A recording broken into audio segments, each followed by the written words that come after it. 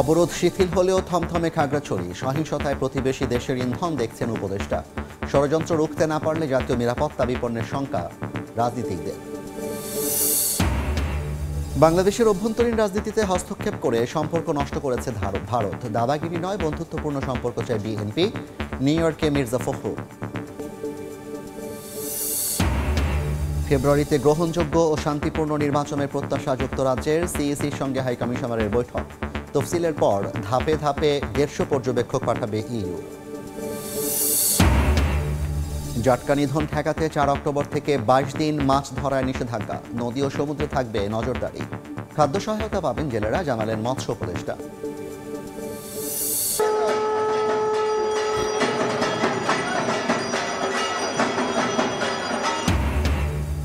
চক্ষুদানের মাধ্যমে প্রতিমায় প্রাণ স্থাপন। শারদীয় দুর্গোৎসবের মহাসপ্তমীতে মণ্ডপে মণ্ডপে ভক্তদের আরাধনা। সনাতন ধর্মাবলম্বীদের মাঝে উৎসবের আমেজ।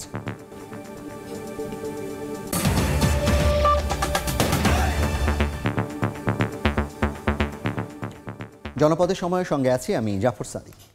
অবরোধ কর্মসূচি শিথিল হলেও এখনও থমথমে খাগড়াছড়ি। বহাল আছে 144 ধারা। মোড়ে মোড়ে চলছে আইনশৃঙ্খলা বাহিনীর টহল।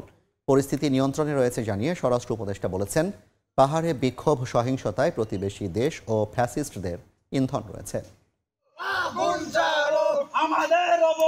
23 সেপ্টেম্বর খাগড়াছড়িতে মারমা স্কুল ছাত্রীকে সংঘবদ্ধ ধর্ষণের অভিযোগের পর উত্তাল হয়ে ওঠে পাহাড়ি জনপদ।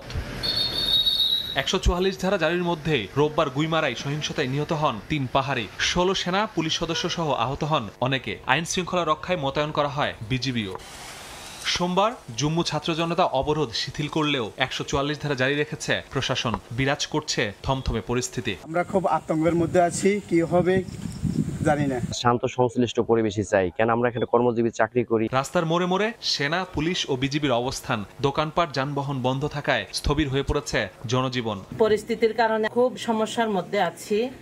ব্যবসা বাণিজ্য নাই, গাড়ি ঘোড়া না চলে মানুষ কেন চলবে? নিরাপত্তা ব্যবস্থা নিয়ে স্বনির্ভর বাজারে সংবাদ সম্মেলন করে বিজিবি। খাগড়াছড়ি সেক্টর কমান্ডার জানান, নিরাপত্তা নিশ্চিতে গুরুত্বপূর্ণ এলাকায় চেকপোস্ট বসানো হয়েছে। জোরদার করা হয়েছে টহল কার্যক্রম। পার্বত্য এলাকায় যাতে আমরা সকলে শান্তিতে সুন্দরভাবে বসবাস করতে পারি সেটা নিশ্চিত করা, এবং সেই লক্ষ্যে আমরা বিজিবি সর্বোচ্চ শক্তি নিয়োগ করব, এবং আমরা সিভিল প্রশাসন সহ সেনাবাহিনীর পাশে আমরা আছি, এবং আমরা সার্বক্ষণিক দিনে এবং রাতে আমাদের দায়িত্ব পালন করে যাচ্ছি। রাজধানী রমনায় ডিএমপির 5টি থানার নির্মাণ কাজের উদ্বোধন শেষে খাগড়াছড়ি ইস্যুতে স্বরাষ্ট্র উপদেষ্টা বলেন, পাহাড়ে অস্থিরতার পেছনে প্রতিবেশী দেশ ও ফ্যাসিস্টের ইন্ধন রয়েছে। ভারতের ইন্ধনে বা ফ্যাসিস্টদের ইন্ধনে এই ঘটনাটা ঘটাচ্ছে। তা আমরা এটা যেন ঘটাতে না পারে এই জন্য আমরা আমাদের সর্বাত্মক ব্যবস্থা নিচ্ছি, যে উৎসবটা যেন উৎসব মুখরভাবে হইতে না পারে এই জন্য একটা মহল কিন্তু চেষ্টা করতেছে।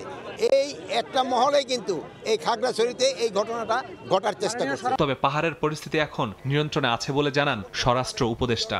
সবাইকে আমি বলবো সাহায্য সহযোগিতা করার জন্য। মাসুদুর রহমান, সময় সংবাদ। খাগড়াছড়ির অস্থিরতা নিয়ে উদ্বেগ জানিয়েছেন রাজনীতিকরা। তারা বলছেন, পার্বত্য অঞ্চল নিয়ে আন্তর্জাতিক অনেক খেলোয়াড় সক্রিয়। বাংলাদেশ এখন ভূ রাজনৈতিক ও সমর কৌশলের অংশ হয়ে দাঁড়িয়েছে। নির্বাচন ভেস্তে গেলে গভীরভাবে বিপন্ন হবে জাতীয় নিরাপত্তা। পাহাড়ে উত্তেজনা বিচ্ছিন্ন কোনো ঘটনা নয়, এর পেছনে থাকতে পারে মাস্টার প্ল্যান। মারমা স্কুল ছাত্রীকে সংঘবদ্ধ ধর্ষণের অভিযোগে নতুন করে উত্তেজনা ছড়িয়ে পড়েছে পার্বত্য জেলা খাগড়াছড়িতে। জাতীয় নির্বাচনের আগে পাহাড় অশান্ত হয়ে ওঠায় উদ্বেগ উৎকণ্ঠা উঠে আসছে রাজনীতিবিদদের কণ্ঠেও। জাতীয় প্রেস ক্লাবে এক অনুষ্ঠানে অংশ নিয়ে বিপ্লবী ওয়ার্কার্স পার্টির সাধারণ সম্পাদক সাইফুল হক বলেন, পার্বত্য অঞ্চল নিয়ে আন্তর্জাতিকভাবে অনেক খেলোয়াড় সক্রিয়। নির্বাচন ভেস্তে গেলে গভীর খাদে পড়বে জাতীয় নিরাপত্তা। আমার খাগড়াছড়ি এখন জ্বলছে, পার্বত্য চট্টগ্রামে এখন সেখানে অবরোধ চলছে, এবং গতকালকে 3 জন আমার সেখানে মানুষ সেখানে খুন হয়েছেন। বাংলাদেশে যে পরিস্থিতি চলছে, নির্বাচন কোনো কারণে যদি প্রলম্বিত হয়, কোনো কারণে যদি ভেস্তে যায়, তাহলে কিন্তু বাংলাদেশ তার ইতিহাসের গভীর একটা বিপর্যয়ের মধ্যে পড়তে যাচ্ছে। পুরানা পল্টনে গণ অধিকার পরিষদের কার্যালয়ে সংবাদ সম্মেলনে দলটির সাধারণ সম্পাদক রাশেদ খান অভিযোগ করেন, বাংলাদেশকে অস্থিতিশীল করে নির্বাচন বানচালের ষড়যন্ত্র করছে ভারত ও আওয়ামী লীগ। আওয়ামী লীগ পাহাড়ে অশান্তি লাগানোর চক্রান্ত করছে। সেখানে আমরা দেখলাম যে সেনাবাহিনীর সদস্যদের উপরে হামলা করা হয়েছে। আমাদের প্রতিবেশী রাষ্ট্র ভারত এবং আওয়ামী লীগ মিলে নির্বাচনকে বানচাল করার চক্রান্ত করছে। নয়াপল্টনে বিএনপির কেন্দ্রীয় কার্যালয়ে দলটির সিনিয়র যুগ্ম মহাসচিব রুহুল কবির রিজভী গণমাধ্যমে বলেন, পাহাড়ে অশান্তি বিচ্ছিন্ন কোনো ঘটনা নয়, এর পেছনে মাস্টার প্ল্যান থাকতে পারে। এগুলো আমি মনে করি যে কোনো বিচ্ছিন্ন ঘটনা নয়, প্রতিটি ঘটনার সাথে কোনো চক্র জড়িত আছে। কাঁধে কাঁধ মিলিয়ে দেশ বিরোধী অশুভ পরিকল্পনা থেকে থাকে, আমাদের প্রত্যেককে সেটা ব্যর্থ করতে হবে। জাতীয় প্রেস ক্লাবে অপর এক আলোচনায় যোগ দিয়ে বিএনপির স্থায়ী কমিটির সদস্য অবসরপ্রাপ্ত মেজর হাফিজউদ্দিন আহমেদ বলেন, পাহাড়ে আবারও পুরনো খেলা শুরু হয়েছে। ভারতে বসে পতিত স্বৈরাচার দেশবিরোধী ষড়যন্ত্র করছে, যা মোকাবেলায় সজাগ থাকতে হবে সবাইকে। হিল ট্র্যাক্সে আবার শুরু হয়েছে পুরনো খেলা। পতিত স্বৈরাচার ভারতে বসে বাংলাদেশের বিরুদ্ধে ষড়যন্ত্র করে যাচ্ছে। তারা অফিস আদালত নিয়ে, তাদের কাছ থেকে বুদ্ধি পরামর্শ নিয়ে বাংলাদেশের প্রতিদিন নির্বাচন পর্যন্ত প্রতিদিন তারা সহিংসতা চালাবে। অবিলম্বে খাগড়াছড়িতে সংঘাত বন্ধে কার্যকর ব্যবস্থা নিতে সরকারের প্রতি আহ্বান জানান রাজনৈতিক নেতারা। জনগণের রায় হবে না। আহমেদ সালেহিন, সময় সংবাদ, ঢাকা। দাদাগিরি নয়, বাংলাদেশের সঙ্গে ভারতের বন্ধুত্বপূর্ণ সম্পর্ক চাই বিএনপি।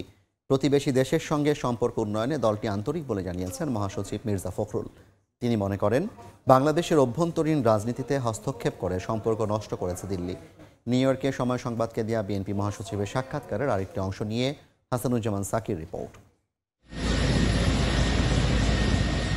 জুলাই অভ্যুত্থানে শেখ হাসিনা সরকারের পতনের পর ইতিহাসের সবচেয়ে ক্রান্তিকাল অতিক্রম করছে বাংলাদেশ ভারত সম্পর্ক। ঢাকা নয়াদিল্লির টানাপোড়েনের কারণ হিসেবে প্রতিবেশী দুই দেশের রাজনীতিকরাও দায়ী করছেন একে অন্যকে। বাংলাদেশের আসন্ন জাতীয় সংসদ নির্বাচনের প্রস্তুতি নিয়ে এখন ব্যস্ত রাজনৈতিক দলগুলো। এমন পরিস্থিতিতে প্রতিবেশী দেশের মনোভাব নিয়েও আলোচনা বেশ সরব। নিউ ইয়র্কে সময় সংবাদকে দেয়া সাক্ষাৎকারে মির্জা ফখরুল ইসলাম আলমগীর বলেন, বাংলাদেশের অভ্যন্তরীণ রাজনীতিতে হস্তক্ষেপ করে ঢাকার সঙ্গে সম্পর্ক নষ্ট করেছে দিল্লি। বিগত আওয়ামী লীগ সরকারের সময় ভোটারবিহীন প্রতিটি নির্বাচনকে সমর্থন করেছে তারা। এগুলোই তো ক্ষতি করেছে, ভারতেরও ক্ষতি হয়েছে, আওয়ামী লীগেরও ক্ষতি হয়েছে। এগুলো করেই তো তারা ক্ষতিটা নিজেদের করেছে। আমি সে কথাই বলি যে অন্য কাউকে কিছু করতে হয়নি, তারা নিজেদের ক্ষতিটা নিজেরাই করেছে। মানে রাজনীতি থেকে দূরে সরে গিয়ে যখনই আপনি ওই কনস্পিরেসিতে যাবেন, ষড়যন্ত্রের মধ্যে ডুবে, তখনই আপনার ক্ষতি হয়ে যাবে। তাই হয়েছে। বিএনপি মহাসচিব মনে করেন, সম্পর্কের এই টানাপোড়েন কাটিয়ে উঠতে ভারতকেই এগিয়ে আসতে হবে। এটা ডিপেন্ড করবে ভারতের উপরে। ভারত যদি চায় যে বাংলাদেশের সঙ্গে সে বন্ধুত্বপূর্ণ সম্পর্ক, শুধু বড় দাদা না হয়ে বন্ধু হয়ে সমস্যার সমাধান করে যে আসতে চাইবে, তখনই সেটা হবে। মির্জা ফখরুল বলেন, ভারত সহ সবার সঙ্গে সুসম্পর্ক চায় বিএনপি, এজন্য আন্তরিকতারও কোনো কমতি নেই। সকল দেশের সঙ্গেই আপনার বন্ধুত্ব করতে চাই। যদি আপনি লক্ষ্য করেছেন যে আমরা সেটাই করছি, আমরা আপনার অন্যান্য দেশগুলোর সঙ্গে আমাদের সম্পর্ক, আমরা বিশেষ করে বড় দেশগুলোর সঙ্গে আমরা তো কথাবার্তা বলছি, যাচ্ছি আসছি। আর ভারতের ব্যাপারটা হচ্ছে ভারত সঙ্গেও তো আমাদের একটা যোগাযোগ তো ছিল, কিন্তু ভারতের উপর নির্ভর করবে যে তারা কতদূর বিএনপির সঙ্গে আপনার জায়গাতে আসবে। দেশের স্বার্থ বিকিয়ে কারো সঙ্গে কোনো সম্পর্ক চায় না বিএনপি, জানান বর্ষিয়ান এই রাজনীতিক। ভারতের সাথে সম্পর্ক উন্নয়নে বিএনপি যে আন্তরিক, এটি পরিষ্কার করেছেন দলটির মহাসচিব মির্জা ফখরুল ইসলাম আলমগীর। এখন ভারত কতটুকু ইতিবাচকভাবে সাড়া দেয় এবং এগিয়ে আসে, সেদিকেই নজর থাকবে সবার। হাসানুজ্জামান সাকি, সময় সংবাদ, নিউ ইয়র্ক, যুক্তরাষ্ট্র। ফেব্রুয়ারিতে গ্রহণযোগ্য ও শান্তিপূর্ণ নির্বাচনে বাংলাদেশকে সহযোগিতা করবে যুক্তরাজ্য। প্রধান নির্বাচন কমিশনারের সঙ্গে বৈঠক শেষে একথা জানান British high commissioner Sarah Cook. আর ইসি সচিব আখতার আহমেদ জানিয়েছেন, জাতীয় নির্বাচনের তফসিলের পর কয়েক ধাপে 150 পর্যবেক্ষক পাঠাতে চায় ইউরোপীয় ইউনিয়ন। ফেব্রুয়ারিতে ত্রয়োদশ সংসদ জাতীয় নির্বাচনের লক্ষ্যে কাজ করছে নির্বাচন কমিশন। সকালে নির্বাচন ভবনে প্রধান নির্বাচন কমিশনার এএমএম নাসির উদ্দিনের সাথে বৈঠক করেন ঢাকায় নিযুক্ত British high commissioner Sarah Cook. পরে সাংবাদিকদের তিনি বলেন, আগামী বছরের নির্বাচনের ঘোষণাকে স্বাগত জানায় যুক্তরাজ্য। প্রধান নির্বাচন কমিশনারের সঙ্গে আমাদের খুব ভালো একটা বৈঠক হয়েছে। ডক্টর ইউনুস আগামী বছর ফেব্রুয়ারিতে যে নির্বাচনের ঘোষণা দিয়েছেন তা যুক্তরাজ্য স্বাগত জানায়। স্বচ্ছ, গ্রহণযোগ্য ও শান্তিপূর্ণ নির্বাচন নির্বাচনে বাংলাদেশকে সহযোগিতা করবে যুক্তরাজ্য।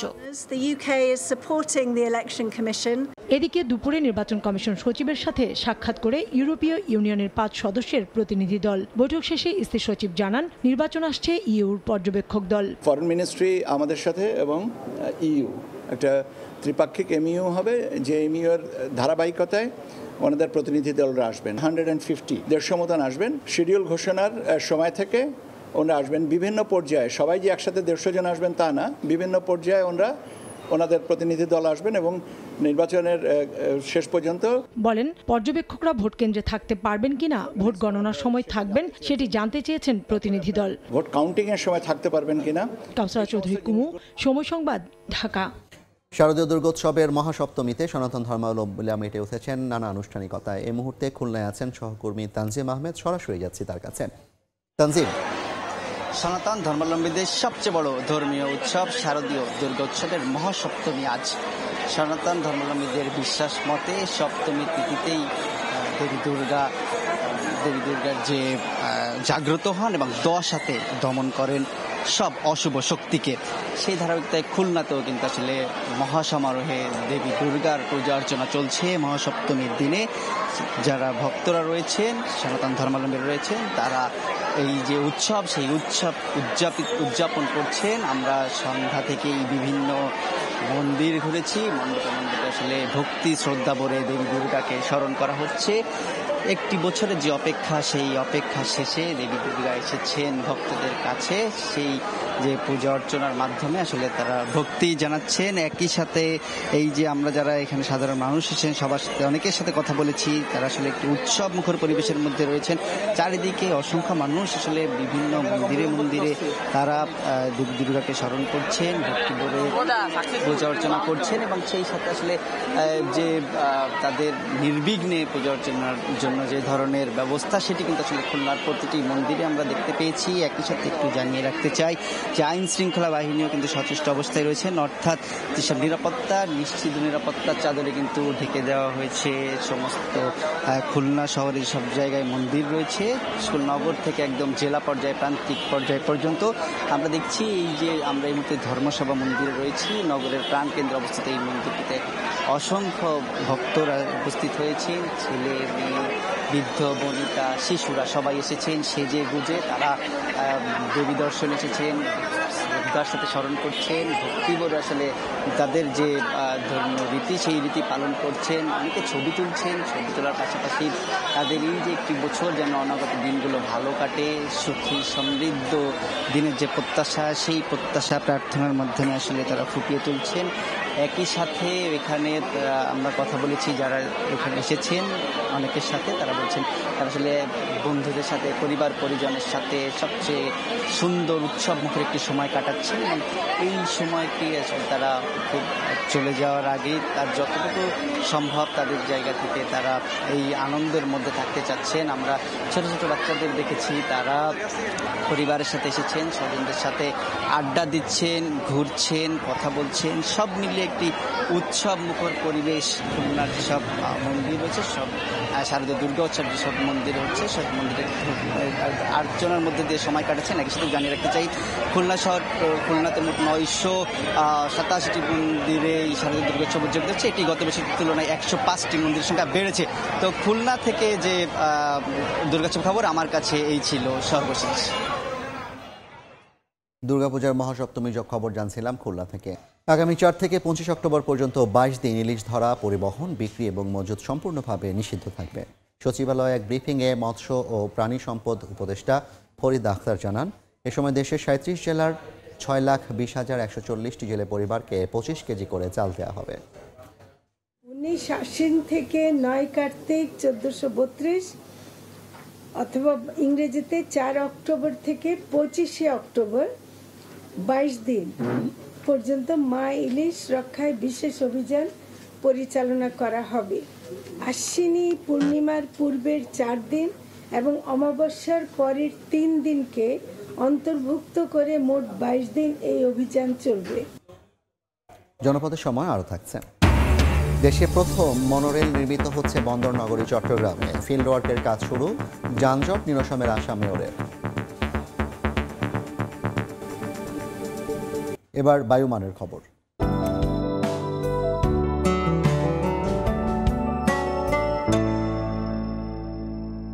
দেখে নেব এখনকার বাতাসের মানসূচক। বায়ুমান বিষয়ক সংস্থা IQAR এর সূচক অনুযায়ী বাংলাদেশে এখনকার বাতাসের মান: ঢাকা বিভাগের বায়ুর মান 159, যা সহনীয়, বাতাসের আর্দ্রতা 60%। চট্টগ্রাম বিভাগে বায়ুর মান 65, এটি সন্তোষজনক, বাতাসের আর্দ্রতা 84।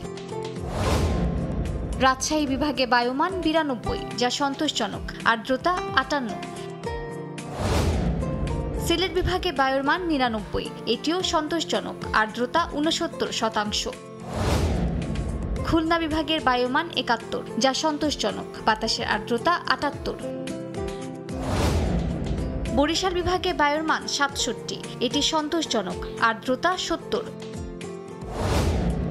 রংপুর বিভাগের বায়ুর মান 85, যা সন্তোষজনক, বাতাসের আর্দ্রতা 63।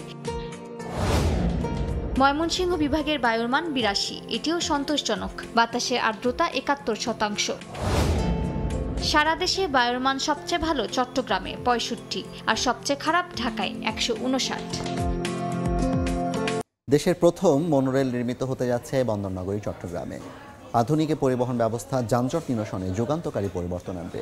3টি রুটে 54 কিলোমিটার দীর্ঘ মনোরেল নির্মাণে ব্যয় হবে 25,000 কোটি টাকা। জার্মান ও মিশরের জয়েন্ট ভেঞ্চার কোম্পানি ওরাসকাম এবং আরব কন্ট্রাক্টর গ্রুপ নির্মাণ করছে মনোরেল। অর্থায়নে ও বাস্তবায়নও করবে তারা।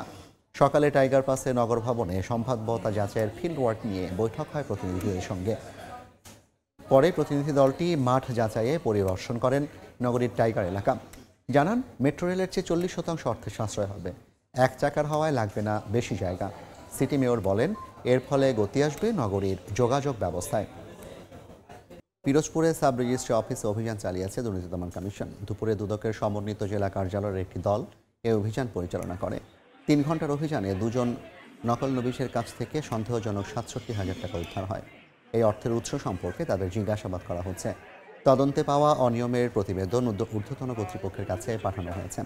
অভিযানের সময় কার্যালয়ে ছিলেন না জেলা রেজিস্ট্রার।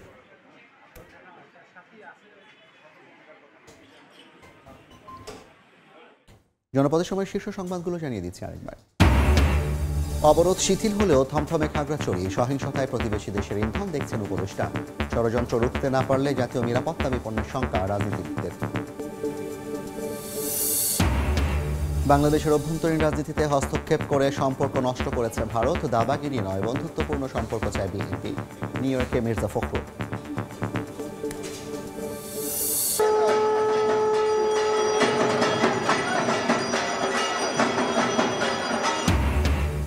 চক্ষুদানের মাধ্যমে প্রতিমায় প্রাণ স্থাপন। শারদীয় দুর্গোৎসবের মহাসপ্তমীতে মণ্ডপে মণ্ডপে ভক্তদের আরাধনা। সনাতন ধর্মাবলম্বীদের মাঝে উৎসবের আবেজ।